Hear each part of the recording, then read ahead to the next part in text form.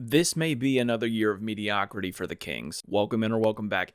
The West is as tough as ever this year, and I just don't think that the Kings made enough moves to compete with the Thunder, the Rockets, or even the Nuggets. I think that the Kings could be really fun to watch. I think that they could be a prime candidate for a favorite League Pass team. I just don't see much else for them. But let's talk about their offseason, and maybe I change my tune. Of course, we have to start off with the draft, and at number 24, they picked up Nick Clifford, and at number 42, they picked up Maxime Renaud. I had been pronouncing it Renaud this entire time until I heard Rudy Gobert say it on a podcast, so thank you, Rudy, for that. Now, for Nick, he had a much longer career than a lot of his peers, so you could make the argument that he is ready to contribute right now. And I want to agree with that, I really do, but I think that the players on the Kings roster, like a DeMar DeRozan, like a Zach LaVine, like a Keegan Murray, are not going to allow that. Don't get me wrong. Averaging 19, 10, and 4 with 37% from 3 on like 4 or 5 attempts a game is really solid. But I just don't see a scenario where he gets real playing time this year in the NBA. There is just way too much talent in front of him. For Renaud, on the other hand, I think he has a real opportunity to play significant minutes early on in his career. After trading Jonas Valanciunas to Denver this offseason, the only backup center that the Kings have right now is Drew Eubanks. I think that Drew is a perfectly fine player, and I think in the more meaningful games,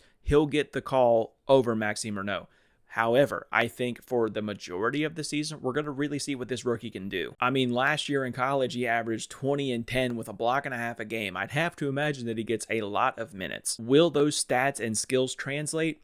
Time will tell, but he has significantly less roadblocks in front of him than Nick Clifford does. The Kings only had one re-signing this year in Doug McDermott, and don't get me wrong, we love Dougie Buckets here, but this screams locker room move to me. This also screams break glass in case of emergency to me because he only averaged 3.5 points last year in 42 games. I think that he could be a great mentor to some of the younger guys on the roster, like a Keegan Murray, like a Nick Clifford, but I definitely wouldn't expect a lot of on-court production for him this year. It feels like we're moving through this kind of fast. There isn't a whole lot to talk about. There are some additions in this offseason. We picked up Drew Eubanks, and then we picked up Dario Saric in a trade, and then we also picked up Dennis Schroeder. And respectfully, I don't think that these were the most inspired moves that they could have made. Drew Eubanks and Dario Saric last year combined for 6 points a game, so I just don't think they're going to have a huge impact. And with all due respect to the Dario Saric girl, I think that their best years are behind them. I do, however, really like the move for Dennis Schroeder. Maybe I'm riding just a little bit too high after watching the Eurobasket, but I just love Dennis Schroeder's game. He's just as solid as they come, and he knows his role, he doesn't overexert himself, and he brings value to every team that he's a part of. Are there some weird fits sometimes?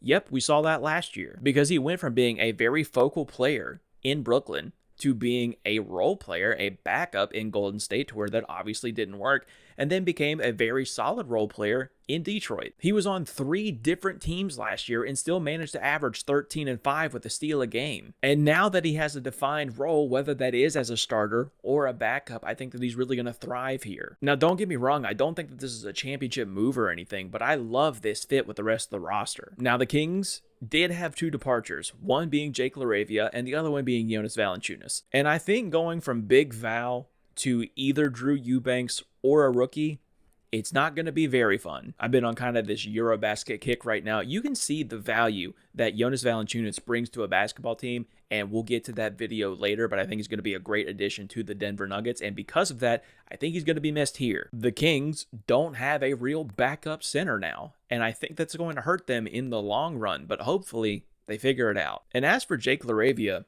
maybe I've just got too many Lakers fans on my timeline, but people are acting like he is this prized possession that the Lakers have now. As respectfully as possible, he averaged 6 points a game last year, and while shooting 38% is pretty good, it was only on 3 attempts a game. And honestly, that kind of value, I don't think that you even had to bring somebody else in to replace it. I think that you could just ask Malik or Keegan Murray or hell, even Domantas Sabonis to just shoot those shots. And I'd have to imagine that you were going to get the same result or better. I think that Jake is a good player, but I also think that the Kings already have the pieces to replace his value. And that's all the roster moves. Everybody else is kind of status quo. DeMar DeRozan, Domantas Sabonis, Zach LaVine, Malik Monk. We know what this team is. I think that the Kings this year could be just good enough to make the play-in, but nothing else. The Bulls of the West thing used to be a bit, but now it's hitting a little too close to home. It really does seem like the 10th seed is just reserved for the Kings at this point. And it really is a shame because I like a lot of the players on this roster, but I just don't think that this team is molded to be anything else other than a play-in team. If I'm looking for some positive notes for this team,